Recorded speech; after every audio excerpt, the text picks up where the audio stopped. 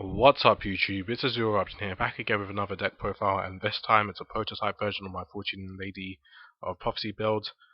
Basically this variant isn't very new at all. It came out, well not came out, but it was conceived a long time ago by loads of different people. I remember seeing loads of different threads on different forums of like different builds. I was actually on one forum when I believe like one of the first threads came out, and I did actually help build it. I like suggested like the spellbook engine and stuff like that. Whilst like I didn't really help out with the Fortune Lady part because I was kind of a novice with Fortune Ladies at the time. But I just want to mention that it's not a new variant. It's not like I conceived something amazing here. It's a pretty well-known variant of spellbooks, I would say. Um, so I think it's worth a mention. And also, I mean, like to conceive this, it's not really too difficult because Fortune Ladies is a spellcaster archetype and a pretty plain one at that.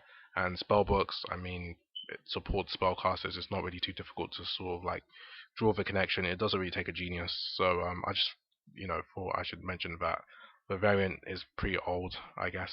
But the reason why I'm sort of like going back to this because I actually sort of made a well, I wouldn't say a deck, but I made a sort of like template of it before and didn't really complete it because it was really inconsistent and it wasn't too good. And when I make a variant of spellbooks, I try to not include Temperance and the High Priestess as much as possible because I kind of want it to be like a true variant. And unless they're really necessary, I try to like stay away from running them. And yeah, I try to go for more like a pure variant, like no like tech a priestess, tech a temperance, stuff like that. I try to avoid that. So back then it was really bad, but now that Judgment's out, it's actually pretty good and it's pretty quick, very consistent. Because Judgment plus a spell means you get a spellbook to your hand and you can summon a Fortune Lady Light during your end phase. Really good. If you activate four and your if you activate four and your hand's empty, you could drop a Fortune Lady Water, add four spellbooks. Water lets you draw two, so you end with six. Pretty good. So Divine Judgment just basically made this deck a lot more playable, and that's kind of the reason why I went back to it. And like the reason why this is a prototype and not like a final version is because I want to include my subscribers and new viewers a lot more. Because what I used to do before, and what I'll probably continue doing, like just not so much, is like to make a final version of a deck and then make a dual video of it, and it sort of gave a very small amount of room for edit in the final version. So I felt like making a prototype would be better because it would give you subscribers and viewers more of an opportunity to have like a say in the final version and to sort of like see how the deck's built and edit stuff rather than just net decking and then like not really knowing how or like on what foundations the deck was built on. So that's why I'm doing this. And if you have any sort of questions or any tips, advice, and for improvements and stuff like that, say so in the comment section below, and I'll get back to you as soon as possible. And without further ado, I'll just go through things. And I'm not really going to explain the cards. I'll just explain the numbers which I run them in, and I'll just say the card name. So I run 3 1480 Dark, 2 1480 Water, 2 Spellbook Magician of Prophecy, 1 Fortune Lady Fire, and 3 Fortune Lady Light for the monsters.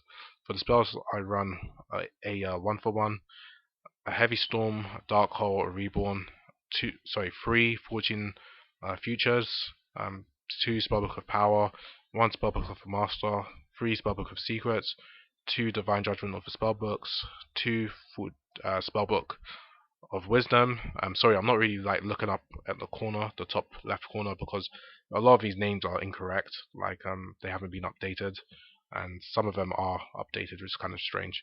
But yeah, 2 Spellbook of Wisdom, 2 Spellbook of Life, 2 of the Grand Spellbook Tower, and 2 Gold Sarcophagus, and 1 Different Dimension Gate.